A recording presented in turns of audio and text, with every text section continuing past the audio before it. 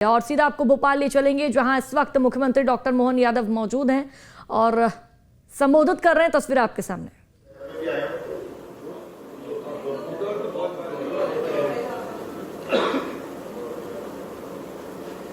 ऐसे करते करते आपको सारी चीज दिखा देगी। जैसे वो टेक्सटाइल है, हम पूरे प्रदेश को टेक्सटाइल बनाना चाहते हैं। हर जगह से आवाज मार्केट बने की संभावना है कि आप जहाँ भी जाओ आपको लगे ये बाजार छूट गया था क्या, इसमें आना चाहिए। मैं एक और बात आपको ये कहना चाहता हूँ, सरकार के माध्यम से भी जो आपने कुछ सुझाव दिए, हमारी सरकार को तुरंत अपना लेगी, जो अच्छे सुझाव है माननीय मोदी जी के माध्यम से उस दिशा में भी हम आगे बढ़ेंगे जो देश को गौरव दिला सके। आज के इस अवसर पर इतनी प्रकार की बातें हुई, मैं अब दोबारा दोहराना नहीं चाहता हूँ। इतनी प्रकार की विशेषता मध्यप्रदेश की मैंने पहले भी आपके बीच में बोली थी और आज की दृष्टि से खासकर जो हमारा ये 31 जुलाई के दिल्ली के बाद का ये जो समय मिला है, वास्तव में आप सबको देख के उत्साहित भी हूँ और प्रधानमंत्री का जो विजन है उसको हम लगातार आगे बढ़ रहे हैं, जिसके आधार पर ये केवल नारा नहीं है, वस्तुतः हो गई व्यापक रोडमैप है जिसको हम काम कर रहे हैं। हमारी ठोस उपलब्धियां, खासकर ये जो वादे नहीं, हमारी जितनी भी पॉलिसियां टेक्सटाइल की बनी उसमें मध्यप्रदेश ने अपनी सारी ताकत निचोड़ करके निकालने का प्रयास किया कि वो बेहतर से बेहतर बने।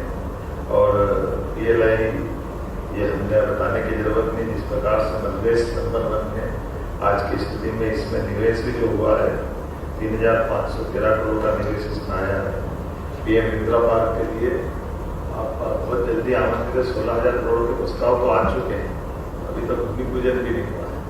और कुछ कारण अभी हम इतने आगे जा रहे हैं कि प्रधानमंत्री ने भी तारीख दी थी, भारत सरकार का मंत्रालय करा थोड़ा हमको 21 दिन का टेंडर लगा, मतलब तो 15 दिन में उद्घाटन करने के लिए उनको आमंत्रित कर दिए। हमने कहा थोड़ा जल्दी हो गई, तो आप 20-25 दिन तो दो हमको। इतनी तेज गति से मध्यप्रदेश आगे बढ़ रहा है कि हाँ, हम अपनी सारी बातों के लिए सरकार के साथ कदम से कदम मिला के चलने को तैयार।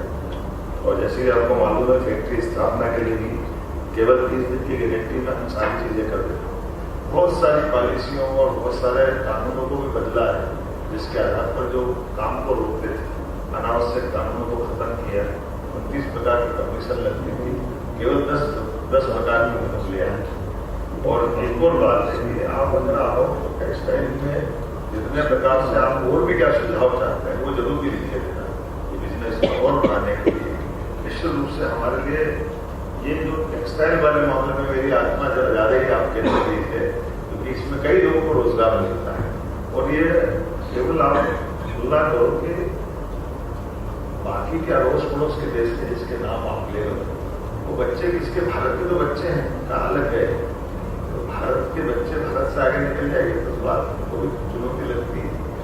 तो बाप ही रहना चाहिए, कांचन करने पड़ेगा क्षमता से उन सारी दुर्मियों को दूर कर लेंगे जिससे गुंजाइश होती है।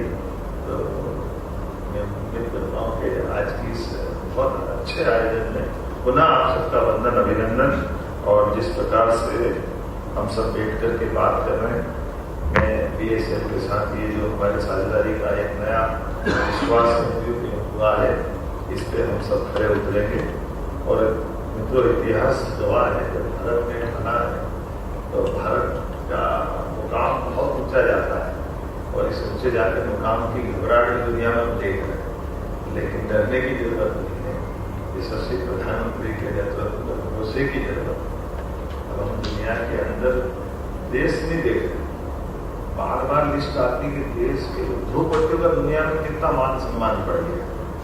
हमारे यहाँ के जो नेशनलिस्ट है वो दुनिया में हर जगह अपनी योग्यता, बुद्धिमत्ता सबके रिकॉर्ड बना रहे हैं, उनकी कोई किसी प्रकार की कमी नहीं। वैसे में हम उनके लिए वो क्या कर सकते हैं, हम सबको यही सोचना चाहिए। कल स्वतंत्रता दिवस है और स्वतंत्रता दिवस के पूर्व संध्या पर आमतौर पर त्योहार का आनंद कैसे होता है। हमारे यहाँ व्रत, पर्व और त्योहार ये तीनों परंपरा है। पर पर्व और त्योहार में अंतर क्या है? तो पर्व का आनंद है जन्माष्टमी, रामनवमी, उस दिन उपवास रखना पड़ता है। त्योहार का आनंद है, खूब खाने पीने को मिलता, होली दिवाली, तो हम ये त्योहार मनाने की तरफ जा रहे हैं। तो त्योहार कल का आपके आने से आज से बन गया, तो खूब खा पी के जाना आनंद के साथ। यहाँ सब कुछ मिलेगा जिस प्रकार से आपकी भावना है, और पर्यटन की दृष्टि से भी, इतिहास की दृष्टि से भी, पुराने प्राचीन ज्ञान की दृष्टि से, कई प्रकार की चीजों से प्रदेश अपने उस गौरवशाली अतीत को समेटे।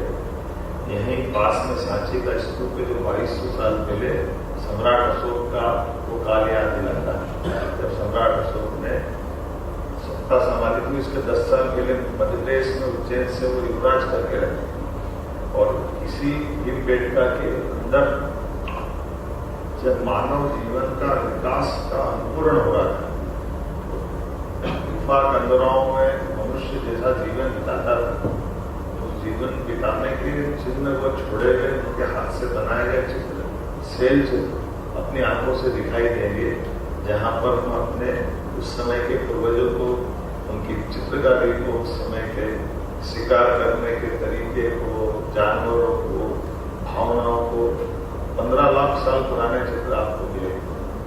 15 लाख साल पहले के मानव कल्पना मस्तिष्क में क्या होगी तो भी आपको, और सहस्त्र की भावना में मध्य प्रदेश का गौरवशाली अतीत भी देख लेना। जब कई सड़कों पे दिन में आप पूरा रात में टाइगर घूमते, इतना पास में टाइगर अभयारण्य हमारे यही भोपाल के आसपास। आमतौर पर कई कारण से मध्य प्रदेश की बहुत अच्छी गौरवशाली स्थिति, और आखिरी में समय गणना की दृष्टि से सबका समय नियत, न कोई घटा सकता है न कोई बढ़ा सकता। जन्म से लेकर मृत्यु तक सबका समय हर सांस से बता हुआ, एक सांस हमको नया जीवन दे दो। कई बार गलतफहमी में हम मना लेते हैं जन्मदिन 1 साल बाद आएगा, अरे अगली सांस नहीं आई तो भारत माता की दी वही हो जाएगी, किसने देखा अगला जन्म। हर सांस हमको जन्म देती, इसलिए श्वास की भी गिनती। एक दिन में व्यक्ति मोटे तौर पर 21,500 सांस लेता है।